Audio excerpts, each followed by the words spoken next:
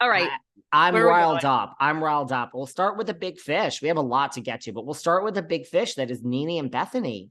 I have so much to say about this. I have so many thoughts. I'm in my Okay. feelings. All of our listeners who hate on me, who've given me 1-star reviews because, oh, I trash on Bethenny, y'all can come back and do 5 stars because y'all know I was right from the beginning. I will accept all apologies. You can slide in my DMs. Oh, you tell me first, because so for people that don't know the context of this, in the past couple of the past week or so, Nene has deleted all mentions of Bethenny's podcast, of them together. And, Bravo has followed Nene. Nene has refollowed Bravo. And a rep for Nene alleges, oh, no beef. There's no beef between Nene and Bethenny. In fact, they're talking about future projects. Things are fabulous. It's just the podcast episodes are old. I mean, why would you keep up? She's just cleaning up her feed. I mean, do you go back and clean up your feed? What in the BS is this? I have people that, I am thrilled to death. I do not have in my life anymore. And they're on my Instagram. If you scroll back, not even that far. No, I'm not taking out 1 second of my day to go Thank clean you. up my feed.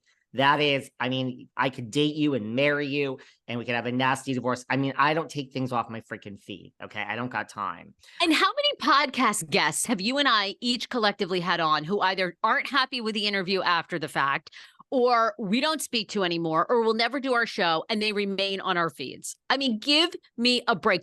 Are you believing this story? I had the sickest person in the entire world on my podcast many times, and they're still on my feed. Like, no, I don't believe it at all. Now, by the way, here's where I start with this. Here's where I start. It's like, remember, Sarah, when you said to me, let's do a whole separate podcast together. Let's really get in bed together business-wise. And I said, listen, Sarah, first of all, I don't know where that time is coming. Like, Sarah and I want to start a podcast network. Again, we could teach a course about how to make money in your podcast, and we can literally make you a ton of money. Anyone out there with a podcast that's listening, if you gave us a weekend of your life, we would increase your revenue. I don't know where the time is, but you wanted to start a side podcast that I said, Sarah, I am saving you from myself. Like, thank you for the idea. This isn't me turning you down. This is me saying it's not going to end well for you or us, because I know myself and I know, listen, this train, other than these 2 days off, starts at 5 a.m. and the train will run you over if you don't get out of the way. And I know what to do. And I know I'm a mess in life, but I know how to make money, and everyone just needs to get the hell out of my way. So I'm like, I just think this is a great idea. And I think we would have this is why I'm not on a network. It's like, it will start great. I guarantee you. So I'm a self-aware person. That is my point, that I know it's not going to end well. I've been fired from every job that I've ever had, as true entrepreneurs always are. And it just isn't going to end well. So I'm going to save you, Sarah. Now, I say this to say, first we have the self-proclaimed smartest businesswoman in the history of the world. I mean, Bethenny deems herself the #1 smartest businesswoman. Sarah disagrees, of course.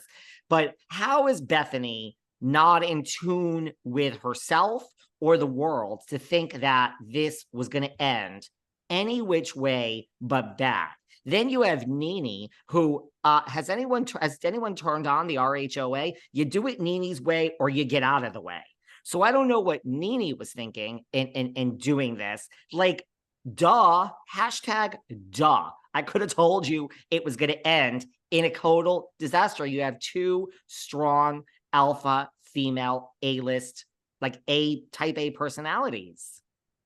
Well, not to mention my own personal bias, of course, is I do not think that 5-part, 6-part series, which was all of 10 minutes each episode of the Bethenny, or no, it was called, what was it called? I didn't even know that's what it was called. That's kind of decent branding. That's kind of decent branding.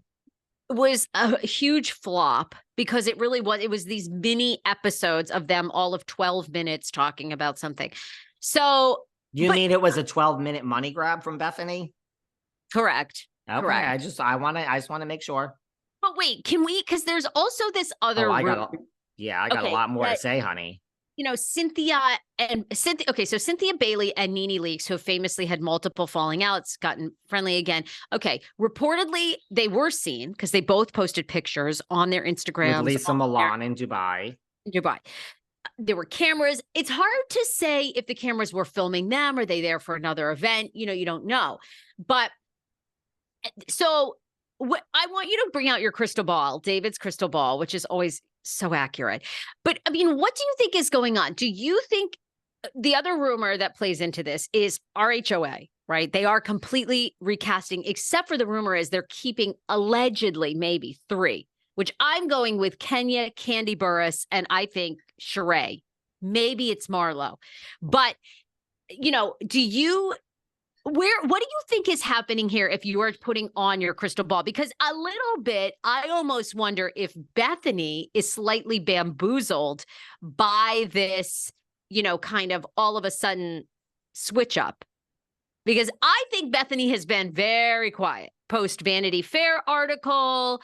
I know you have made the prediction, people heard it here first, that Ramona Singer will be the next big guest on Bethenny. I think that is probably accurate. But where's your crystal ball at? Do you think Nene, and I was sitting there at BravoCon when Andy Cohen said there's always room in my heart for reconciliation. I would reconcile with Nene.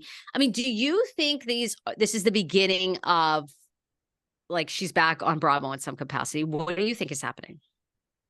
Sometimes, Sarah, you say things and my mind wanders. I have, it's what it.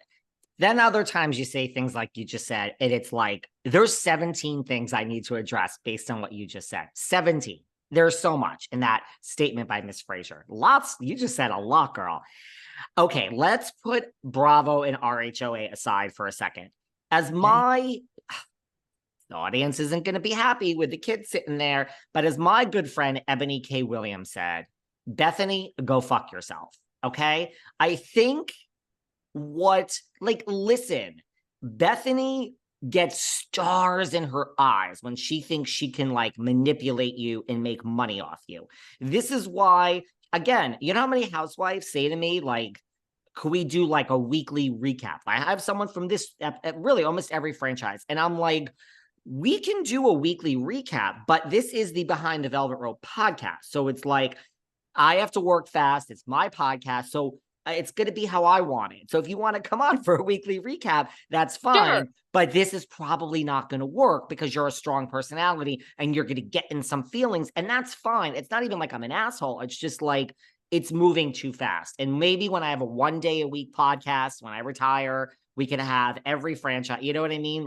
But right now, so the point is, I think Bethenny, so I'm a very self-aware and I'm fair to people. So I think, and it's like when I saved you from me, I think Bethenny she sees stars. Rachel Leviss. Yes, actually, Bethenny, you can probably manipulate doe-eyed Rachel Leviss to do what you want every single week.